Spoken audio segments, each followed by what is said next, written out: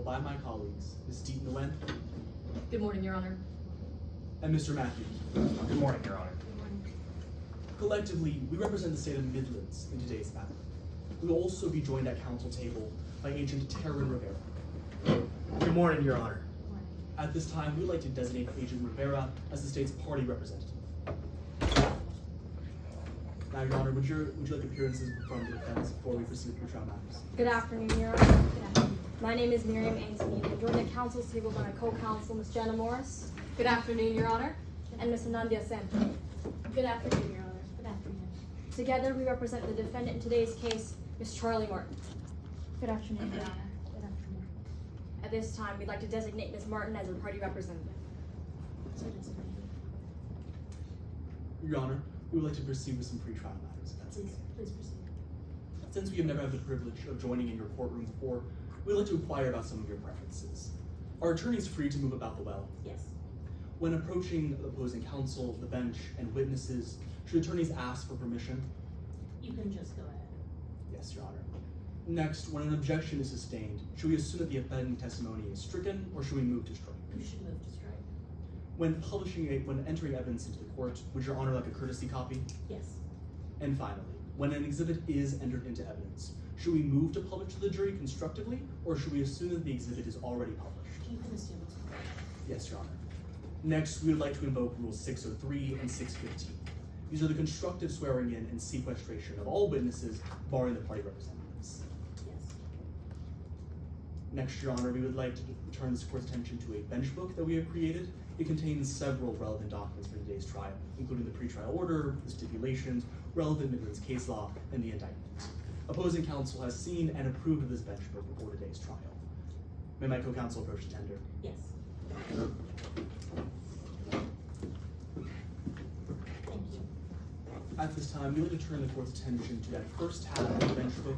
It will be the indictment, under that tennis ball green. Today, the state will be charging the defendant, Charlie Martin, with the crime of manslaughter. This means the state must prove that the defendant recklessly caused the death of the decedent, Mr. Armstrong. Next, we'd like to turn this court's attention to a matter which was ruled on prior to today's trial. That'll be under the blue tab, pretrial rulings. Specifically, we'll be looking at page 4, under motion in limine part C. Okay. In that motion, the Honorable Judge E.V. Lynn ruled that the interrogations of both Riley Kay and Charlie Martin are admissible, and that they may be read onto the record at any point during today's trial by either party. Okay. Next, Your Honor, we'd like to turn this court's attention to a relevant piece of Midlands case law. They'll be under the other green tab, earlier in the bench book, Your Honor. I believe it'll be on page 2, under the case name State v. Bernardi. Please let us know when you're there. Yes. In Bernardi, the Midlands Supreme Court ruled that evidence of reckless or negligent acts of a third party are not relevant to determining the criminal culpability of a defendant in a criminal trial. The only exception is if this evidence is used to refute mens rea or causation. However, the Supreme Court laid out a pretty strong standard, that is the explicit nexus, meaning that there must be an explicit nexus between the actions of the third party and the defendant's own mindset, actions, or understanding of the circumstances that resulted in the victim's death. Okay. With that, the state is ready to proceed, Your Honor. Thank you. Anything else? Just one note on something opposing counsel just brought up. If I turn your attention back to that pretrial motions and orders tab, to page 4, to the admissibility of the interrogations. This one? Or tab? Yes. This ruling specifically allows both parties to object on other parts of the interrogation on other evidentiary bases. Okay. Just like to note that for the record. Thank you. We just have a couple pretrial matters, Your Honor. Firstly, in this jurisdiction, we're not allowed to bring forth rebuttal witnesses. Therefore, both parties are required to give notice if they intend to offer character evidence. We have that notice right here. Opposing counsel has seen and signed off on the same. Okay. I may call counsel approach and tender. Yes. Thank you. And with that, defense is ready, Your Honor. Great. Let's proceed. Prosecution for your students. I'm sorry. Openings. Yes, Your Honor.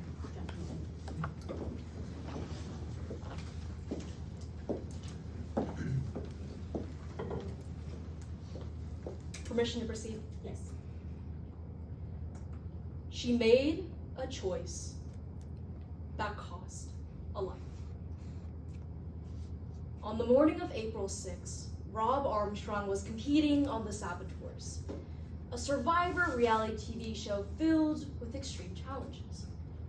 Only hours later, his body was dragged from the final challenge, a lake that he had just dove 30 feet into. 30 feet underwater, Rob Armstrong depended on his diving mask for air, but instead, you'll learn that inside that diving mask was a toxic bleach called oxalic acid.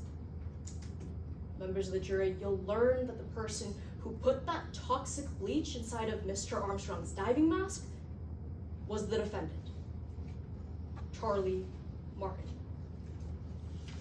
So even though medics did everything they could, even though medics did every bit of CPR, no amount of help would ever bring him back. That's why today, the state has charged the defendant with manslaughter. That means we're going to prove to you that the defendant ignored an extreme risk or harm and recklessly caused the death of Mr. Armstrong. And to prove that the defendant acted recklessly, we're going to show you 3 things. First, that she knew the risks associated with oxalic acid. Second, that she ignored those risks and put oxalic acid in the diving mask anyways. And third, that Mr. Armstrong died as a result. We have to prove these things to you beyond a reasonable doubt. That's the burden we took on today. But we're confident we're going to meet this burden. And to prove that to you, we're going to take you through the defendant's time on set, starting with Rowan Patel, a challenge designer for The Saboteurs. He's going to tell you that when he was on set, the defendant was obsessed with revenge, because this revenge started 2 years ago, all the way back on the show's 2nd season, where Rob Armstrong brutally humiliated and then eliminated the defendant from the show. So for 5 years, the name Rob Armstrong wasn't just the name of the defendant's biggest reality TV show rival, it was a reminder of failure, a reminder of the single most embarrassing moment of the defendant's life. But he's also going to tell you about that final challenge. He's going to tell you about that diving equipment and the safety precautions surrounding it. You're going to hear from him that morning of the final challenge, the defendant was touching Mr. Armstrong's diving equipment, something that she was never supposed to be doing. So when Mr. Armstrong passed away, Dr. Atlas Hartley, a forensic examiner, looked into exactly what happened to Mr. Armstrong. You're going to hear from her that she found that oxalic acid poisoning caused Mr. Armstrong's death. The oxalic acid that the defendant put in Mr. Armstrong's diving mask. She's going to come up here and tell you exactly how dangerous oxalic acid is and just how poisonous it is for the body. Members of the jury, how do we know that the defendant put oxalic acid into Mr. Armstrong's diving mask? Well, the defendant herself admitted to it.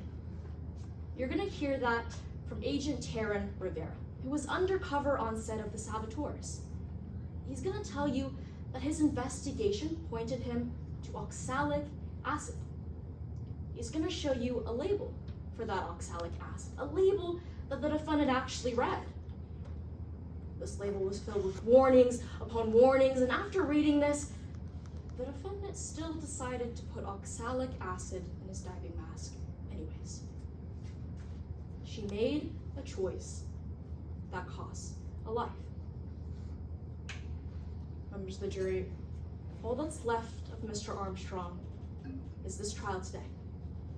All that's left is the need to bring the defendant to justice.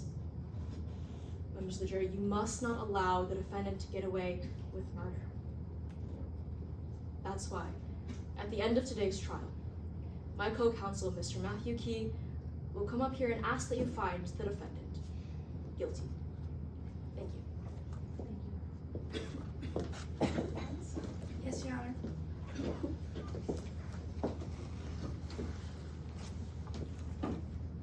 May it please the court. What's missing matters. It's April 6, 2025, and something horrible has happened. On the set of The Saboteurs, people are screaming, producers are scrambling, and a body is being pulled out of the water. A man is dead, and it is a tragedy. Everyone in this courtroom can agree on that. What we can't agree on, what we can't be sure of, is how. A moment ago, Miss Nguyen, she came up here and she told you a story about how Rob Armstrong died. But members of the jury, today you're going to hear that that story left a few details out. Details about steps police never took. About evidence they never collected. And about witnesses they never spoke to. Today you're going to hear about the day Rob Armstrong died, but you won't be able to see any of it. In fact, you won't be able to see anything from the 8 weeks leading up to that day. Members of the jury, today you're going to hear that's because when producers learned that a man was dying, you'll hear that their first step wasn't to rush to help. Instead, it was to destroy evidence. Members of the jury, that's evidence you'll never be able to consider today. So as you listen to the state's case, I want you to listen carefully. Pay attention not to just what they tell you, but the questions that they leave unanswered as well. Questions like, where is that missing footage? What leads did the police overlook in their investigation? And did Rob Armstrong even have air in the air tank he was breathing out of when he drowned? The answers to those questions will be missing. But when a man dies, what's missing matters. But despite that, the state has made the choice to charge Ms. Martin with manslaughter. Well, at the end of the trial, the judge is going to instruct you on the law. But from now, what that means is that the state has to prove that charge. But they don't just have to prove that it was likely. They have to prove it to you beyond a reasonable doubt. That is the highest burden in our legal system. But I want to be clear. We as the defense, we don't have a burden. We don't have to put up a case today, and we don't have to call witnesses. But we are so confident that Ms. Martin didn't commit this crime that we're going to. Today, you're going to hear from Mr. Indigo Quaid, the host of The Saboteurs. And he's going to tell you that he saw the behind the scenes of how the show worked. He's also going to tell you that he saw Rob Armstrong drown. But you'll hear the police never spoke to him. Next, you'll hear from an expert in forensic pathology with over 20 years of experience, Dr. Gray Marlowe. And Dr. Marlowe's going to tell you that the timeline of Rob Armstrong's death doesn't line up with oxalic acid poisoning. She'll also tell you that there are other tests that could have been run that were missing today. And finally, you're going to hear from Mr. Nell Deuce, a competitor with Miss Martin on The Saboteurs. He's going to tell you how the producers acted on the show. And he'll also tell you that he knew Miss Martin well. But despite that, you'll learn that the police never followed up with him either. Members of the jury, Rob Armstrong's death is a tragedy. We can all agree. And we can agree that when a tragedy like this happens, It's important to have all the facts. But if some are missing, it matters. That's why at the end of this trial, we're going to ask you to find Miss Martin not guilty. Thank you.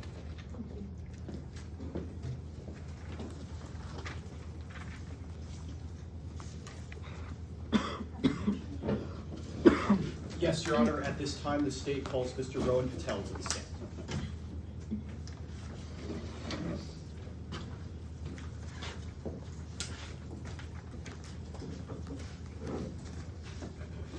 Permission to proceed?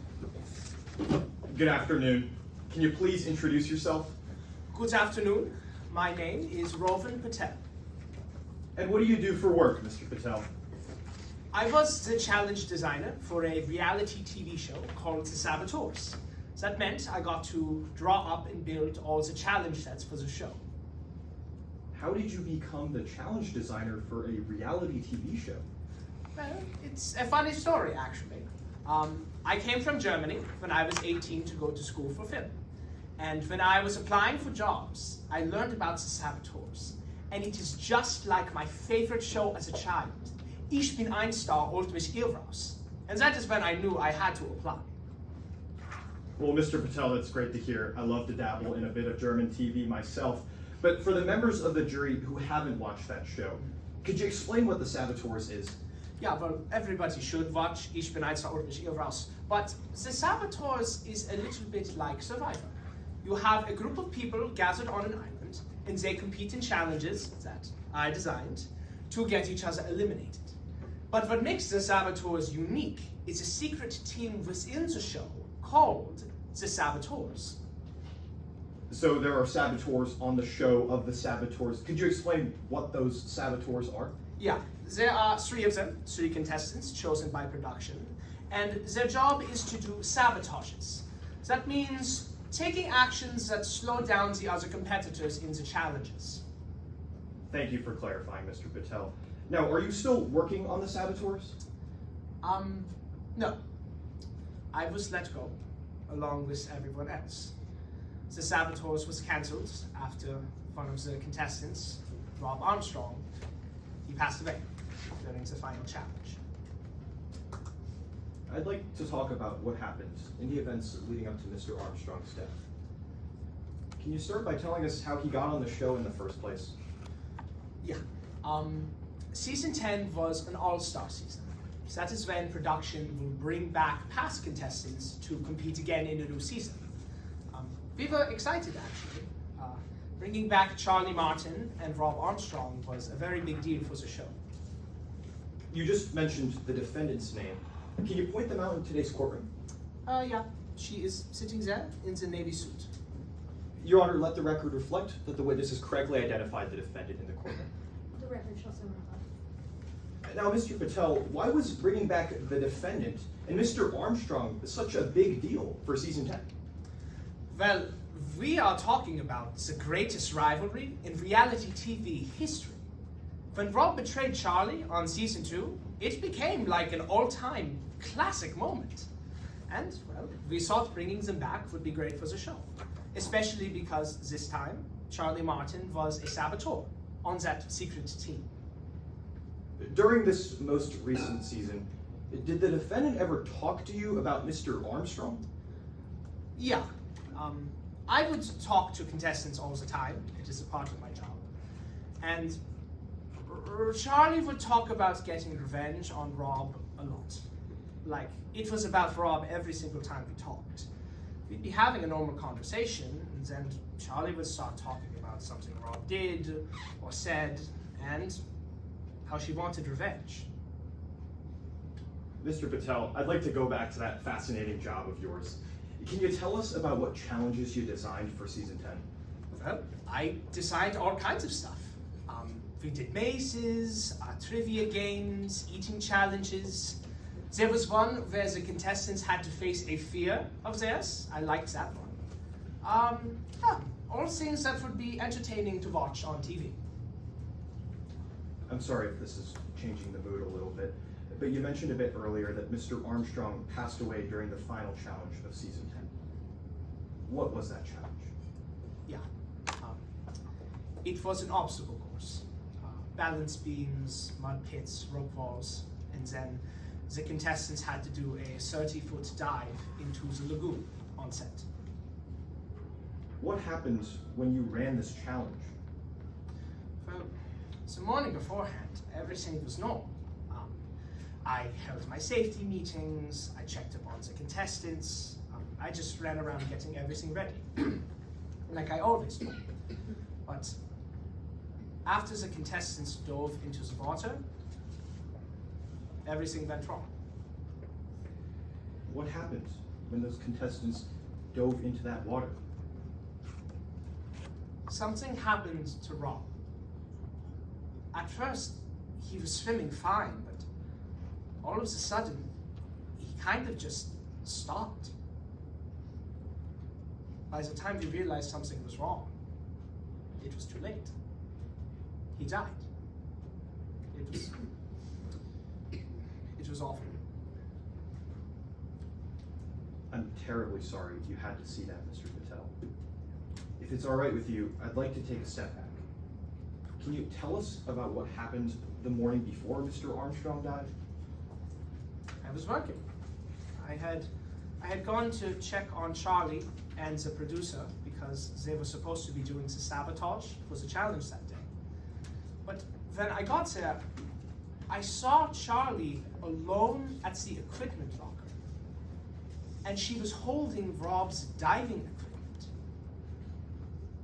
Mr. Patel, a contestant holding diving equipment, was the defendant supposed to be doing that?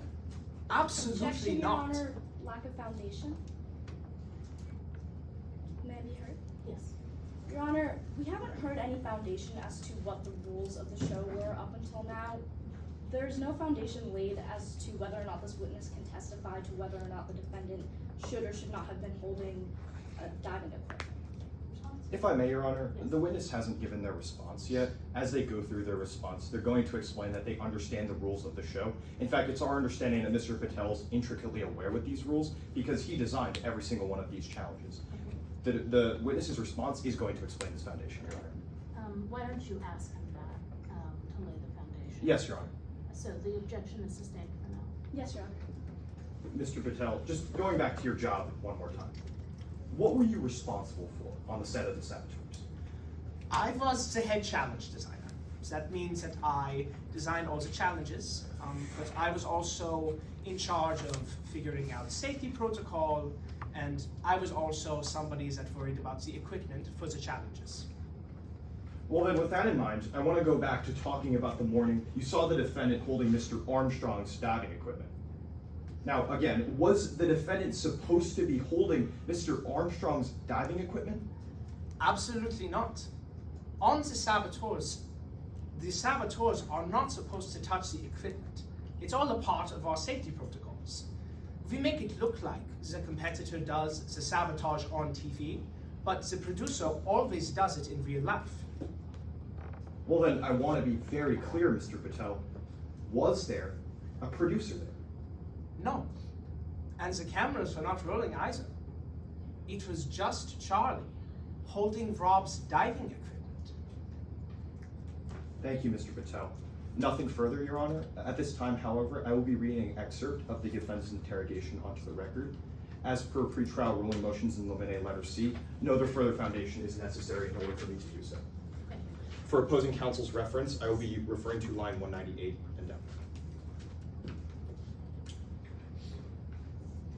The officer first asks, so you admitted that you gave this oxalic acid to Rob Armstrong. Objection to hearsay? To the officer's statement? Response? Yes, Your Honor. The officer's statements in this case are questions.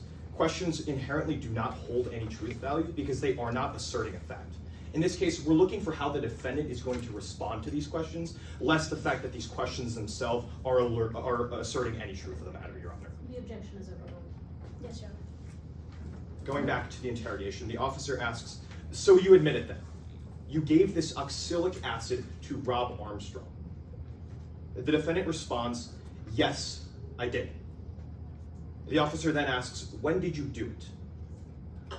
The defendant responds, before the challenge on episode 9, I put it in Rob's diving mask. Nothing further, Your Honor. Ross? Yes, Your Honor.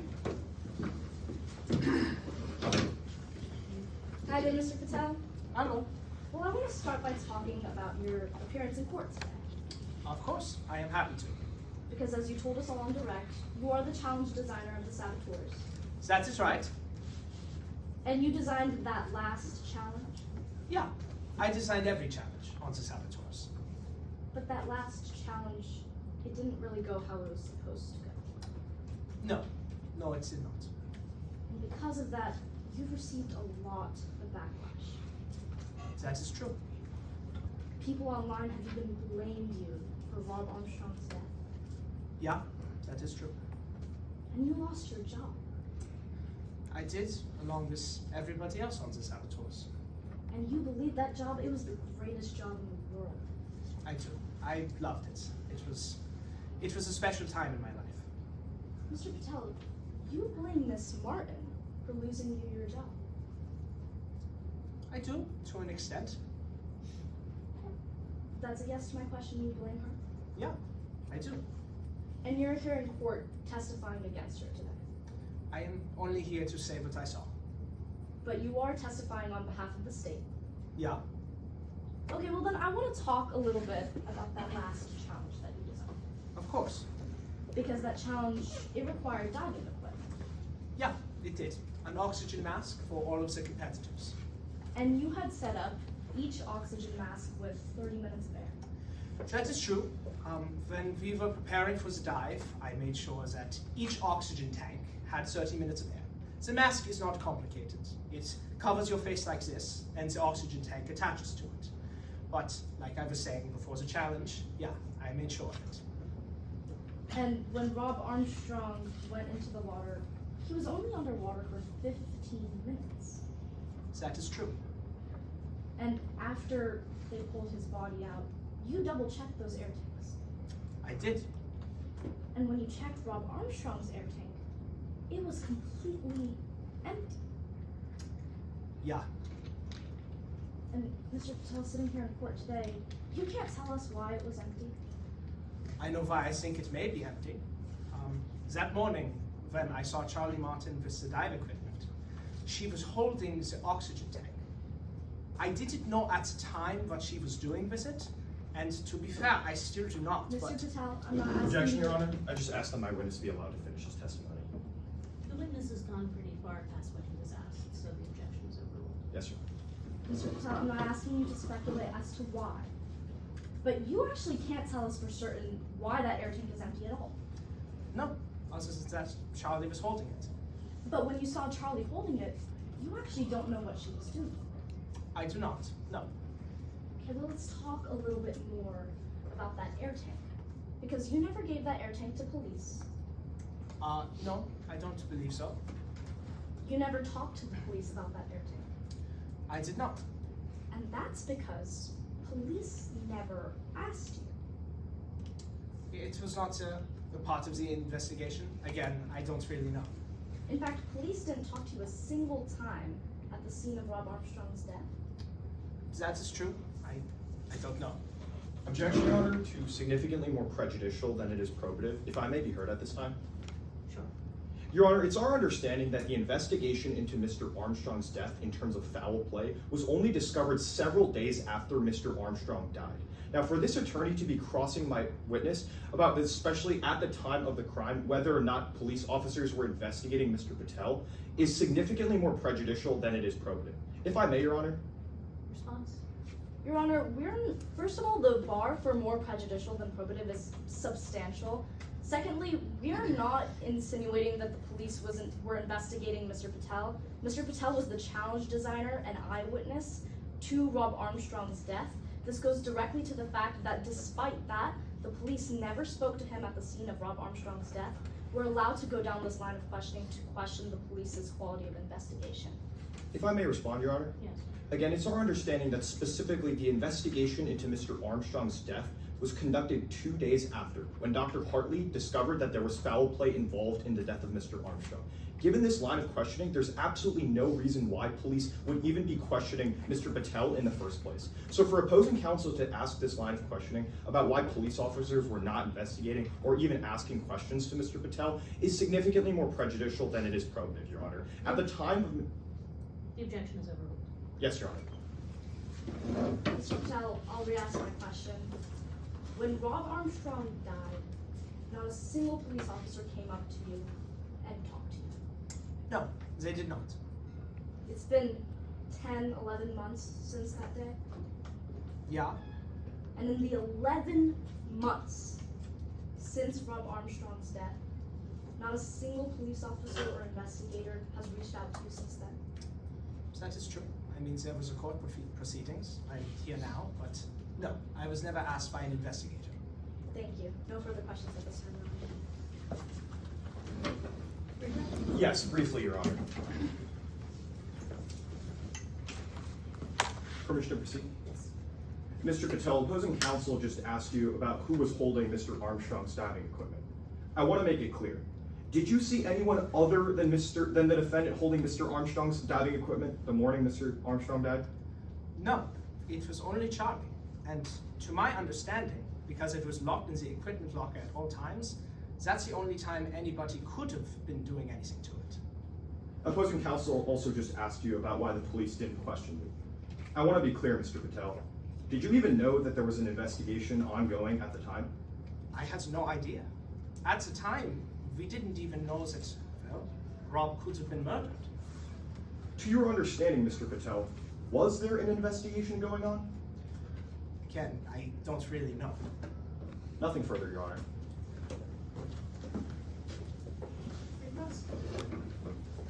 No, Your Honor. The defense has nothing further. Witness is excused. Thank you.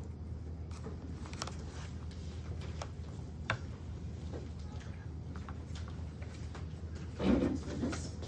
Yes, Your Honor. The state calls Dr. Atlas Hartley to the stand.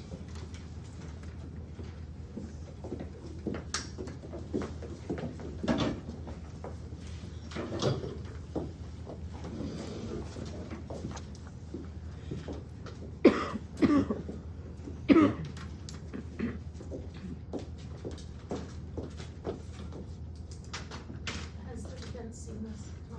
Yes, they have, Your Honor.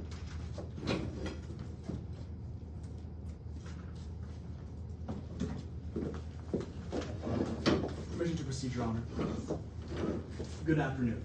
Please state your name for the course. Hi, I'm Dr. Atlas Hartley. What do you do for a living, Dr. Hartley? I'm the Charlotte County Chief Medical Examiner. How did you get into that line of work? Well, growing up, I absolutely loved NCIS, so working in forensic science was a no-brainer. I got my MD from the University of South Florida, and then decided to escape the heat and move here to Midlands, where I've been working as a forensic pathologist for over a decade now. I was promoted to chief back in 2021. Dr. Hartley, a bit of a confession myself. I'm also a huge NCIS fan, so you've got to tell me, how accurate is your job for the TV show? Not exactly. I mainly work with law enforcement to determine the cause of death of any incident. That's actually why I'm here today. I determined the cause of death of Mr. Rob Armstrong. Could you walk us through the process of determining Mr. Armstrong's cause of death? Absolutely. I began by performing an autopsy on Mr. Armstrong's body, and then I conducted a toxicological analysis. I did both using standard techniques, all of which are peer-reviewed and considered the gold standard in my field. What materials did you review for your conclusions in today's case? I looked at the video footage of Mr. Armstrong in his final challenge. I also examined the mask that he wore while underwater, spoke to his personal physician, and reviewed his medical records to come to my conclusion. Were those materials sufficient for your conclusions in today's case? Yes, they were. Did you reliably apply your method and materials to the facts of today's case? Yes. Thank you, Dr. Hartley. Now, I want to start with the examination of Mr. Armstrong's body. What did your autopsy show? I found small burns on Mr. Armstrong's nose, as well as inside and around his mouth. I also noted that parts of his lungs appeared mildly red, as if they were raw. These signs are all consistent with the inhalation of a chemical irritant. What did your tox analysis show? After testing Mr. Armstrong's blood and irritated tissue, I actually found elevated levels of a chemical known as oxalic acid, or in layman's terms, wood bleach, in his system. Dr. Hartley, you said you found elevated levels. Exactly how much oxalic acid did you find in Mr. Armstrong's system? Typically, you'd expect to find about 5 micrograms for every 1 gram of body tissue in a normal human body. However, in Mr. Armstrong's body, I found 6 times that amount in his kidneys, 8 times that amount in his lungs, and then 11 times that amount in his mouth. So based on your autopsy and that tox report you performed, what was Mr. Armstrong's cause of death? Mr. Armstrong died from drowning induced by hypoxia. This hypoxia was triggered by the inhalation of oxalic acid. Dr. Hartley, I'm sorry, but it's been a while since my high school biology course. Could you just quickly explain what hypoxia is to the members of the jury? Of course. Hypoxia just means that your body isn't getting enough oxygen. Your body, and especially your brain and muscles, need oxygen the way that a car needs fuel. When somebody becomes hypoxic, it means that their body isn't getting enough of this fuel in the form of oxygen, causing them to slow down and struggle, kind of like a car running on empty. Well, I want to turn back to that second part of your conclusion, the oxalic acid you mentioned. How could it have caused Mr. Armstrong's hypoxia? Right. So oxalic acid messes with how your body moves around oxygen. To go back to that car analogy, it's like your car still has fuel in it, but someone pours sugar in your fuel tank and clogs the lines. That clogging damages your blood and your kidneys, which are both key for circulating oxygen within your body. This results in your tissues not getting enough oxygen, and your body starts to shut down. Dr. Hartley, do you have any idea how oxalic acid ended up in Mr. Armstrong's system? Actually, I do. I was informed by the detective that 2 to 3 scoops of oxalic acid were added to Mr. Armstrong's mask, which confirmed my findings today. So, Dr. Hartley, you ended up determining that oxalic acid caused Mr. Armstrong's hypoxia, which resulted in his death. Why was oxalic acid so deadly in Mr. Armstrong's case? Oxalic acid was so deadly to Mr. Armstrong specifically for 2 reasons: the chemical itself and the circumstances in which it was administered. Let's break that down a little bit, starting with the chemical. Would you recognize a copy of a label for oxalic acid that I presented it to you? Absolutely. Your Honor, let the record reflect. I'm showing opposing counsel has been previously marked as Exhibit 13. Flip this to the right side. There we go. Permission to approach the Benson, the witness will copy. Yes. Courtesy copy. Here you go, Dr. Hartley. Thank you. So, what did I just hand you, Dr. Hartley? This is the label of oxalic acid that I reviewed. Would you say it's fair and accurate? Seems so. Have any changes or alterations been made? Not from what I can see. At this time, the state moves to enter Exhibit 13 into evidence, noting that as per Stipulation 10, all objections have been waived. That is our understanding as well, Your Honor. It's admitted. Your Honor, for permission for the witness to step down and make use of her demonstrative. Yes. Your Honor, may I reposition to seat, course?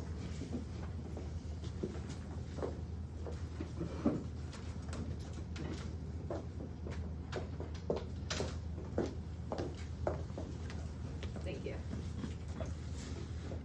So, Dr. Hartley, what does this label tell us about the dangers of oxalic acid? Immediately, on the front of this label, you can see some very clear warning signs. This label warns that oxalic acid is harmful if swallowed or inhaled, and to not make any contact with the skin. And right in the middle of this label, in bold letters, it states that this product is 99.6% pure, meaning that this is highly concentrated and very powerful stuff. Now, what about the back of this label? What does that tell us? It goes into more detail on the back here, discussing the potential of severe skin burns or choking or lung injury if inhaled.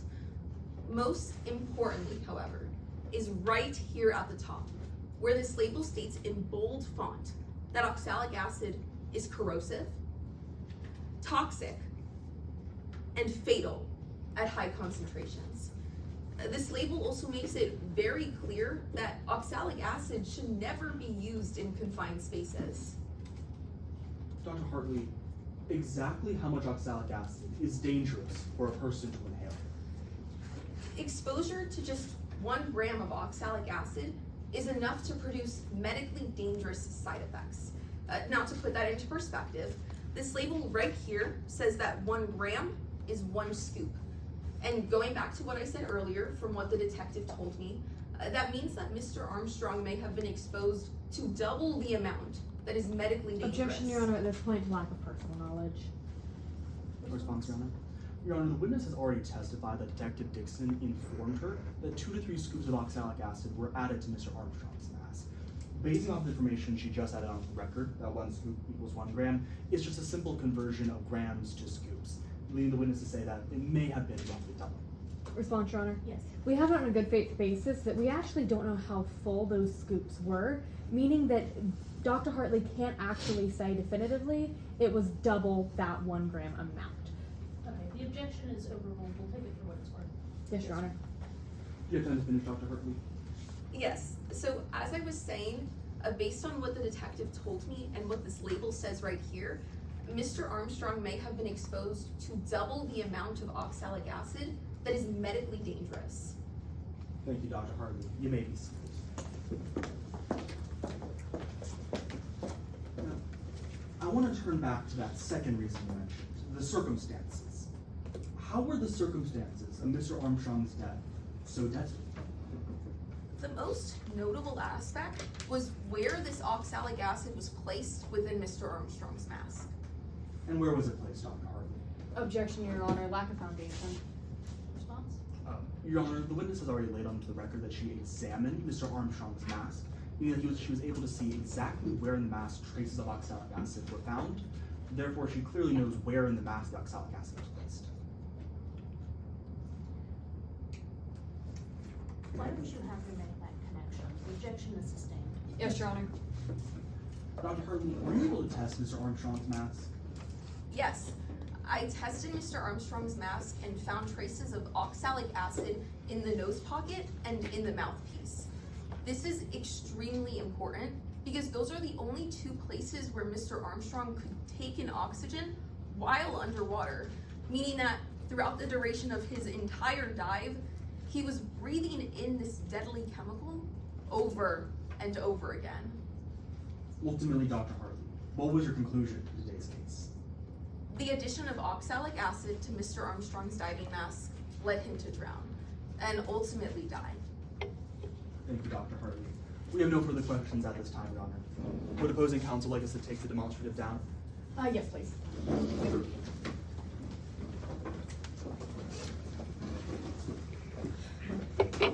Cross-examination, Your Honor. Yes, let's just give them a second. Yeah. Thank you.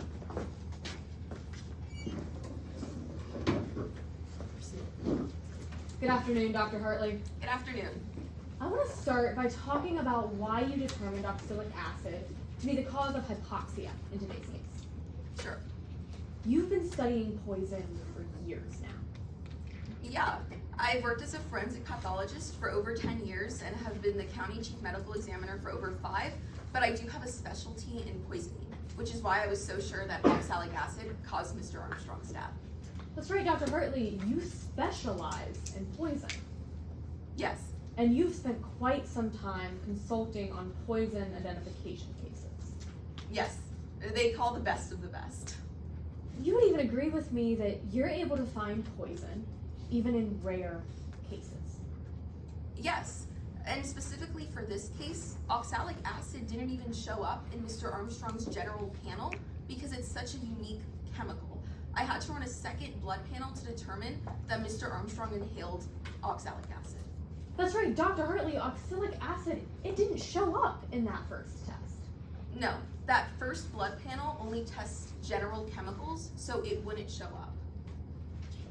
Well, despite all that, Dr. Hartley, you still ended up concluding that oxalic acid causes the hypoxia. Yes, it corroborated all of the other symptoms I found on Mr. Armstrong's body, including the chemical burns in his mouth, the oxalic acid found within all of his body tissue, and then the finding from the detective that 3 scoops had been added to his mask. Well, let's focus on that hypoxia part that you told us about on direct. And I actually want to break that down a little bit more. Because you determined that it was hypoxia that led Mr. Armstrong to drown. Yes, like I said earlier, hypoxia just means that your body doesn't get enough oxygen. That's right. It's simply the lack of oxygen throughout the body. Yeah. Hypoxia, it's an insufficient amount of air. Yes. And you determined that insufficient amount of air, that's what caused the drowning in today's case. Yes. To go back to that car analogy I mentioned earlier, it doesn't really matter how much fuel you have in your car, because if someone pours sugar down your tank, no matter how many times you try to start your car, it won't drive. That sugar is kind of like the oxalic acid in this situation, because it blocked Mr. Armstrong from getting the oxygen he needed. Well, we'll go back to that, but for now, that hypoxia, that was the immediate cause of Mr. Armstrong's death. Yes. I want to talk about what other things might cause hypoxia. Because you would agree with me that hypoxia, it can be caused by overexertion. Hypothetically, it could, but I determined in this specific case, if not for the addition of oxalic acid in Mr. Armstrong's mask, he likely would be here today. Dr. Hartley, I'm not asking about Mr. Armstrong, I'm just asking in general. Hypoxia, it can be caused by overexertion. Sometimes. Hypoxia, it can be caused by dehydration. Sure. Hypoxia could even be caused by a lack of air. That's the definition of hypoxia, so yes. Then let's talk about Mr. Armstrong's oxygen supply for this challenge. Because you're aware that all of the contestants, they were competing in a 30-foot dive. Yes. And you're aware that all of the contestants, they had an air tank. Yes. And that air tank, it was supposed to have 30 minutes of air in it. I believe so. Just to be clear, you don't actually know how much air was in Mr. Armstrong's air tank at the start. No. But Dr. Hartley, you are scuba certified. Yes. You're actually a dive master. I'd say so. So then you know just how important somebody's air tank is. Yes. That's why this case was so concerning to me, because when you're underwater, the only place you can access oxygen is your diving mask through that air tank. Meaning that because that oxalic acid was placed in the diving mask, Mr. Armstrong was huffing it underwater the entire dive. Well, Dr. Hartley, I'm not asking about that mask. I'm just asking about that air tank. Having sufficient amount of air in that air tank, it's vital. Yeah. Because you would agree that if somebody was underwater and their air tank ran out of air, that would cause hypoxia. It would. And actually, I found something similar in today's case. Because Mr. Armstrong was underwater and he was exhibiting these symptoms of hypoxia from the poisoning, he was actually using up the air in that air tank faster than a normal person would. Meaning that he was using up all of his oxygen faster than that 30 minutes should have been. Right. But you don't actually know if Mr. Armstrong even had that 30 minutes of air to begin with. I don't know how much air was originally in his air tank, but I do know that he was using that air way faster than a normal person would because of the oxalic acid in his mask. Well, so then Dr. Hartley, given that, surely you checked how much air was left in the air tank. No, I didn't see that on set. The detective personally came up to me and only gave me his diving mask. Dr. Hartley, you didn't check how much air was in this air tank? No, I didn't determine that he died because of the air in his air tank. Rather, he died because of hypoxia due to poisoning. But despite that, you didn't check that air tank to see if anything was wrong with it? I didn't have access to the air tank, no. Well, Dr. Hartley, isn't that air tank attached to the mask? Yes, but I didn't have access to like open that air tank because it was empty. So then, Dr. Hartley, you're saying that air tank, it was empty? Mr. Armstrong had ripped off his mask underwater because he couldn't access any more oxygen. So I assumed that it was empty. But despite that, you didn't examine that air tank to triple check everything? No, because regardless of whether that air tank had air in it or not, it would have no impact on the conclusions for today's case. Well, Dr. Hartley, just so we're clear for the members of the jury, you didn't check that air tank, right? That's a yes. I've said this numerous times. I did not. Well, the police, you mentioned that they gave you that diving mask. So they didn't ask you anything about the air tank? The detective didn't ask me any questions. He simply gave me the diving mask and then told me that 2 to 3 scoops had been added to that mask, which is why I tested it. So the police, they didn't tell you any information about the air tank?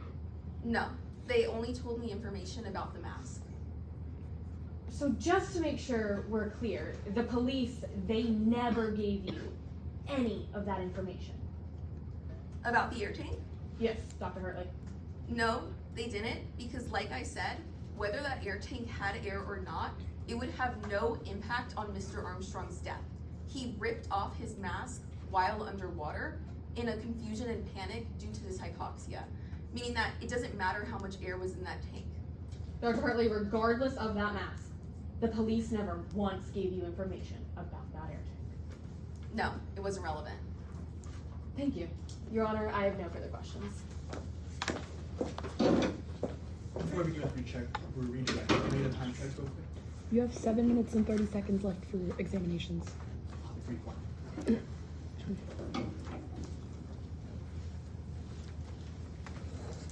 Dr. Hartley, just to make it perfectly clear for the members of the jury, would having the air tank change your conclusions in Day's case at all? Absolutely not. Like I said, it doesn't matter how much oxygen was left in that air tank because Mr. Armstrong ripped off his mask in the water anyways. And I determined he ripped that off because of the oxalic acid found within the mask. Thank you, Dr. Hartley. No further questions, Donna.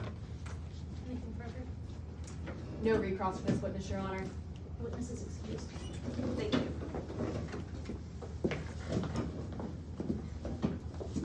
Next witness. Yes, Your Honor. The state calls Agent Taryn Rivera to the stand. And if I may set up a demonstrative in the well. The defense is submitting a motion. Yes, Your Honor. Defense has to say we just reserve the right to object and reposition as necessary.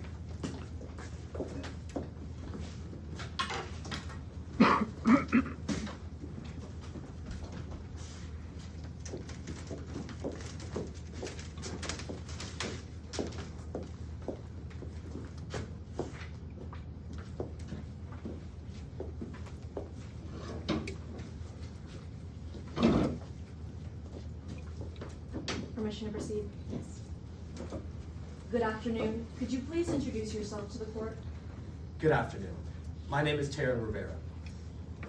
Could you tell the members of the jury about your professional experience? I've been with the FBI for about a decade now, and during my time I've had extensive experience with murder investigations, 7 of which I personally led. Most recently, however, I've been assigned to the Federal Trade Commission for about 2 years now. And how are you involved in today's case? I was initially undercover on the set of The Saboteurs to investigate game show rigging for the FTC. I then led the investigation into Mr. Armstrong's death. How did you end up leading the investigation? Given my time being behind the scenes during all of the filming, I naturally transitioned into spearheading the investigation. And what materials did you review over the course of your investigation? I reviewed a whole lot of materials and gathered a lot of evidence, but to make things a bit simpler, I like to categorize it into actions and interactions. Agent Rivera, what do those actions and interactions mean? In any investigation, you're trying to piece together what the suspect did and what happened leading up to it. I've actually prepared a chart to help outline that process. Permission for the witness to step down and make use of the demonstrative? Yes.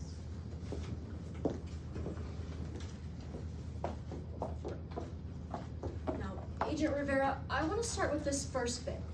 What action did you observe for your investigation? The morning of the final challenge, I saw Miss Martin holding Mr. Armstrong's diving mask. Then she was doing something with it for about 2 minutes. Do you know what the defendant was doing with Mr. Armstrong's diving mask? At the time, I didn't really know. This is similar to what Mr. Patella testified to earlier today, which makes sense because I saw him in the distance. However, through Miss Martin's interrogation, I was able to get a clear understanding of what exactly had happened. And would you recognize a copy of that interrogation if I were to show it to you? Yes, I would. At this time, I'm approaching opposing counsel with what has been previously marked as Exhibit 7. I believe Your Honor has a courtesy copy. Not here. One for you. And then a copy for you, Agent Rivera. Now, what have I just handed you? This is a transcript for the interrogation of Charlie Martin. And is it a fair and accurate copy? Yes, it is. Have any changes or alterations been made? None. At this time, the state moves to enter Exhibit 7 into evidence. No objections, Your Honor. Yes, Your Honor. Now, Agent Rivera, can you tell us where exactly the defendant talks about doing something with Mr. Armstrong's diving mask? If I could turn everyone's attention to page 5 of that interrogation, starting on line 199. The officer asked Miss Martin, "So you admit it then? You gave this oxalic acid to Rob Armstrong?"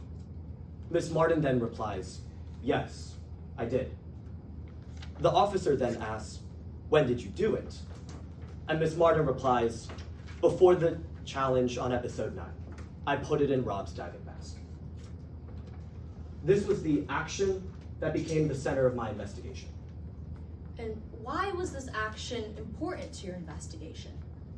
Well, you heard from Dr. Hartley herself. Mr. Armstrong likely died because of oxalic acid. The defendant admitted to using the chemical that probably killed Mr. Armstrong. From this information, I was able to start gathering evidence. Well, now that we've covered the main actions surrounding your investigation, could you tell us about the interactions you observed? I focused on Miss Martin's interactions with Rob Armstrong and a label for oxalic acid. And would you recognize a copy of that label if I were to show it to you? Yes, I would. I'm approaching opposing counsel with what has previously been entered as Exhibit 13. And here you are. I believe Your Honor already has a copy. Now, what have I just handed you? This is that label that I mentioned. Now, what does this label say? This label notes the hazards of coming into contact with oxalic acid. It notes how one should avoid breathing dust or mist, and that inhalation of that dust can cause coughing, choking, chest pain, and even lung injury. It also notes that this should not be used within enclosed spaces. Enclosed spaces like Mr. Armstrong's diving mask.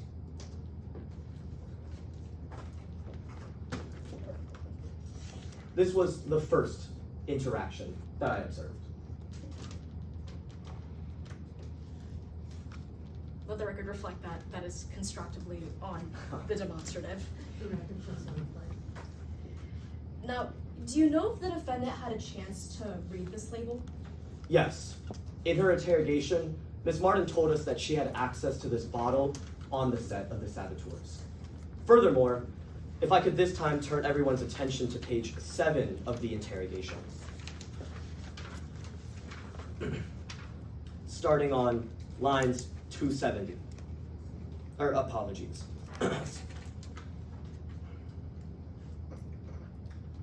271, Agent Yes. Rivera. Ms. Martin notes that she read the front of the label, which again has this big warning about oxalic acid. She also told us that she looked at the back of the label, which again notes that oxalic acid is corrosive, toxic, and even fatal. This, oh my goodness. The record reflect that this is additionally constructively on there. The record shows it. Objection, Your Honor. At this time, 403, more prejudicial and probative, if I may be heard. Yes. Your Honor, if you refer to the specific text that the investigator has referred you to in the interrogation, it actually notes that the defendant did not read the back of the label but skimmed it, which is notably different. It's incredibly probative it's misleading to the jury, in today's case to note that he read it, including the hazards on that back label, as it is one of their points in their burden to prove that the defendant read and understood warnings as to the dangerousness of this acid. The objection is overruled. Yes, Your Honor. Now, Agent Rivera, now that we've covered oxalic acid, I want to talk about your time on set. Did you observe anything between the defendant and Mr. Armstrong? Yes. They had this one particular argument that ended with Miss Martin noting that she wouldn't regret the day that she saw Mr. Armstrong take his last breath. Do you know when this argument happened? Just a few days before Mr. Armstrong's death. Thank you, Agent Rivera. Your Honor, I have no further questions. Cross-examination, Your Honor? Yes, And would opposing counsel like this left up or? Take it down. Sounds good. Apologies for the mishaps.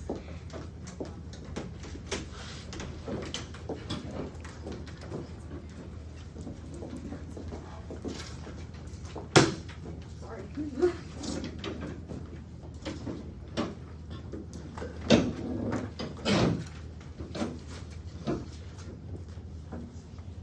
you may proceed. Good afternoon, Investigator Rivera. I just have a couple more questions for you. Good afternoon. I'm going to start by talking about Rob Armstrong's death, all right? Sure. You were on set when he died. Yes. At the time, I took an undercover role. My name was Casey Francois, and people actually believed that I was from Paris. Because Mr. Armstrong died on the set of a reality TV show, well, cameras were filming 24/7, right, sir? I'm not really sure if I had access to all of the cameras at all times, but I do remember that cameras were on almost every time. You know that they were filming for around 8 weeks by the time Mr. Armstrong died, right? Yes. So when his body's pulled out of the water and people realize he's dead, you go and try to help the police. Yes. When Mr. Armstrong unfortunately passed away, that was when I revealed my true identity as an undercover agent. You talked to the medical examiner on the scene, right? Yes, Dr. Hartley. And you walked her to the control room where you thought all the footage was kept. Yes. So when you got there was a producer standing in front of the door. Yes, I believe her name was Riley Kay. She wouldn't let you go into the room where all the footage was kept. No. I told her that I was working with law enforcement and that I needed to get in that room, but she just wouldn't let me in. So you had to handcuff her before you were able to get into that room. Yes. Objection, Your Honor. At this time to 403 under State v. Bernardi, to this line of questioning, if I may be heard. You may be heard. Yes, Your Honor. Line of questioning that opposing counsel is currently eliciting is the actions of the producers of Riley Kay not letting an Agent Rivera go into the room where the footage is being held. If I may direct the court's attention to a relevant piece of case law. Yes. It's going to be State v. Bernardi, and I'll briefly direct you to the correct page that it's on as well. I have it. It's page, should be under page 2, Your I Honor. have it. Sounds good. Now, this case law states that there must be an explicit nexus between the opposing counsel's line of questioning and the defendant's criminal culpability, which is mens rea or causation. Ms. K not allowing the police to enter into the film room does not go to this explicit nexus of causation or mens rea, Your Honor. Response? If I may proffer, Your Honor? This Yes. line of questioning is going to illuminate for the members of the jury that 8 weeks of footage was entirely wiped. I'm going into this line of questioning because it's incredibly probative for the members of the jury to understand what evidence the police had available to them and how that might impact their impression of the causation in today's case. Yeah, I agree. The objection is overruled. Yes, Your Honor. Mr. Rivera, I'll re-ask my question. You walked into that room and the computers were displaying factory resets. Yes, it was at this moment that we arrested both Riley Kay and an additional producer that was on set for interfering with an ongoing investigation. So you're getting just a bit ahead of me. I'm only asking that those 8 weeks of footage were wiped. They were deleted, but we were able to understand sort of what happened before, during those 8 weeks through various interviews that I sat in on. That's a yes to my question. Those 8 weeks of footage, gone. Unfortunately so. Now, like we said just a minute ago, you arrested Riley Pegg and that head producer for obstruction of justice. Yes. And naturally, you interrogated them. Yes. You specifically were in on the interrogation of Miss K, right? Yes. She was answering questions, she was helping you out, right? She was answering questions, yes. And then she stopped. Yes. And she didn't answer another question again until a deal was on the table. Yes. This is common in our interrogations. I mean, people go in with an understanding that they might just be helping out with the investigation. But when certain suspicious activities pop up, like the discussion on game show rigging, she then got defensive and asked for her lawyers. So you're saying it's common that you offered Miss K an immunity deal for the murder or homicide-related charges of Rob Armstrong? No, that's not what I'm saying. I'm saying that it's very common for people during interrogations to request their lawyers. But that is what happened in this case, right? You offered her an immunity deal? Yes, like I mentioned earlier, I was undercover on the set of the Saboteurs initially to investigate game show rigging. We had plenty of evidence to charge her for that, and through that deal, we were going to acquit her of those game show rigging charges. Back to my question, sir, because I'm not asking about those game show rigging deals. I'm asking about the immunity deal you offered Miss K on homicide-related charges for the death of Rob Armstrong. And that was on the table, yes? Yes. It was only after the head producer or one of the producers had that deal that she even continued answering your questions. Yes. All right. So then you got the medical examiner's report and realized that foul play was happening, right? Yes, I was quite surprised to see that the autopsy noted that Mr. Armstrong was poisoned with oxalic acid. That's unusual to say the least, so I began a separate investigation to determine if there was foul play involved. So let's talk about that investigation and the forensics that went with it. Sure. As soon as you found out that foul play could be involved, you went back to the hotel, right? Yes. When you got there, you found out that most of the rooms, they'd been cleaned. Unfortunately, given the time delay, the hotel had been cleaned and set had been deconstructed. Contestants' rooms were wiped. Yes. You went to Rob Armstrong's room and found out that that was cleaned also. Yes. And that every single one of his belongings has already been shipped back to his family. Yes. You went to the defendant's room, that was also cleaned. Yes. All the rooms are cleaned. So throughout your entire search of that hotel, you didn't get any DNA evidence. Unfortunately, not DNA evidence, but again, that's not the only thing we rely on in an investigation. But that's a yes to my question, sir, that you got no DNA evidence? Unfortunately, no. You did find a bottle of oxalic acid though, right? Yes. All the way in the basement? Yes, that's where the cleaning supplies were kept. And just to be very clear for the members of the jury, you believe that this acid caused Mr. Armstrong's death? I am not the only one who believes that. Dr. Hartley, the chief medical examiner of Midlands, believes that, and that's what I relied on. But you believe that this is the cause of death? Yes, I trust the chief medical examiner's office. Sir, you didn't test the bottle of a substance that you believe was used for any forensics. No, we did, but no fingerprints came up. Is it your sworn testimony that you tested the bottle of oxalic acid for any forensic evidence? I do believe that there were no fingerprints, but I may not have. Is that a yes or no, sir? I don't think I did. So then, the medical examiner points you to the air tank, right? Could you clarify the question? Pointed you to the air tank for forensics, sir? Oh, yes. So you did forensics on the air tank and air mask. Yes. You found a little bit of oxalic acid in there?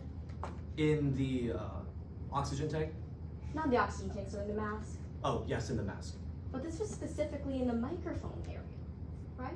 Yes, there was a separate mesh area in the mask that was supposed to contain the microphones which the show would gather audio from, yeah. And that had an enclosed disc stopping it, right? Yes. So it wasn't directly on the mouth and nose area? The mesh part? Yes. No, it was in the surrounding area. It was actually 1 to 2 inches away. Yes, in the surrounding area. So when you did the forensics on that mask, you didn't get any DNA evidence either. No, it would be kind of hard to find DNA evidence in a piece of evidence like that because the action of breathing in and out often clouds fingerprint residue. Nonetheless, sir, you didn't get any DNA evidence from a person breathing in and out of that mask? No, forensic evidence in terms of fingerprints, no. DNA, not fingerprints, sir. DNA, no, but we already had known that this was Rob Armstrong's mask because they were all color-coded. And like you said, you didn't get any fingerprints or hair. No. So you're aware that that air tank that was attached to the mask, that should have had 15 minutes of air. Or 30 minutes of air total, sorry. Yes, I believe what they were calibrated for before the challenge. So you're aware that that challenge, it was only supposed to take 5 to 10 minutes of contestants being underwater. Yes, I believe so. So you're aware that Mr. Armstrong was underwater for 15 minutes. Yes, as Dr. Hartley noted earlier today, he was struggling underwater because of the inhalation of oxalic acid that induced hypoxia. So I'm going to ask you to actually answer my questions. And that I only asked if he had 15 minutes, if he was underwater for 15 minutes. And that's yes, right? Yes, he was underwater for 15 minutes. Now I want to make something very clear to the members of the jury. You never tested that tank, right? Tested the tank for damage of any kind. damage? No. You never tested it for any leaks. No, I mean, we looked over at it and I didn't notice anything from one slick over. You never checked if it was tampered with. No. You never tested it for fingerprints. No. You're aware that it should have had 15 minutes of air when Rob Armstrong came out of the water, roughly. Roughly, yes. You're aware that it was completely empty. Yes. So you're aware that you wrote an affidavit before court today? Yeah, You recognize a copy of the affidavit that you showed it to? I would. Approaching the witness with the same? Approaching the counsel. Are you going to be referring to specific guidelines? That's a signature on your back page? Yes. You're aware that you had up until trial today to make any changes to this affidavit? Yeah. Sir, not once in this entire 17-page document do you mention the air tank being empty. No, I didn't necessarily find it a very relevant piece of my investigation.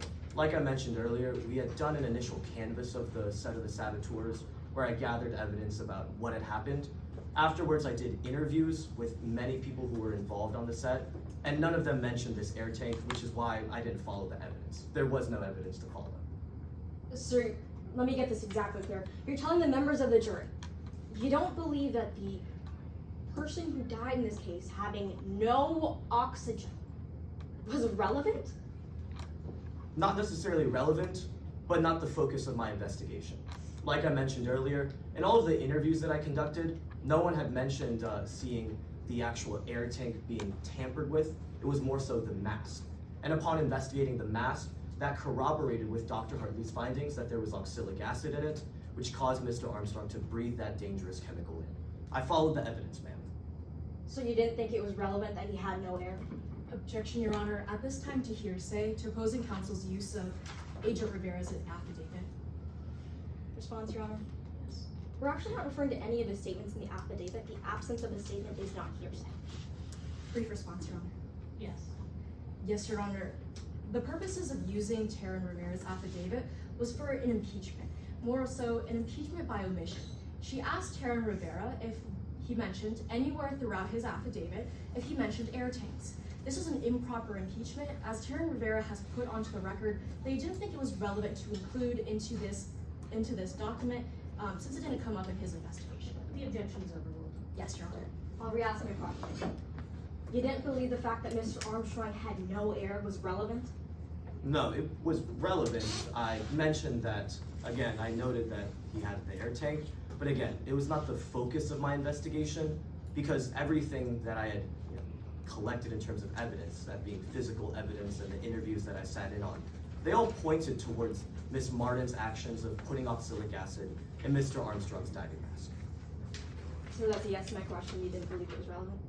No, it is relevant to some level, but it was not the focus of my investigation because the evidence led me towards oxalic acid. And so because it wasn't the focus, you didn't tell the medical examiner that Mr. Armstrong's sole source of oxygen was at 0.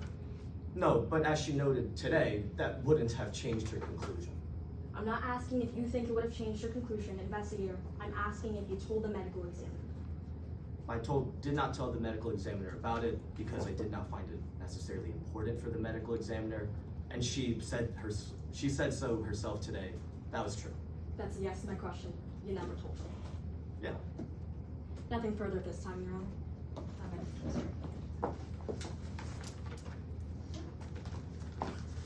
Honor. Yes, Your Honor, if I may just inquire on a brief time check. You have 19 seconds. Just a very brief one, Your Honor.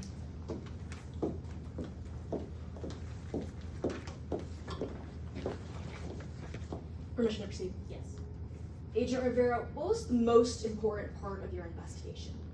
The action of Miss Martin putting the oxalic acid into Mr. Armstrong's diving mask. That corroborated with all of the evidence that I gathered in terms of witnesses seeing her tampering with the mask, and it matches with Dr. Hartley's report that Mr. Armstrong died because of oxalic acid. Thank you, Agent Rivera. Your Honor, I have no further questions. Based on that, no recross, Your Honor. And I just asked the witness is excused. Thank you.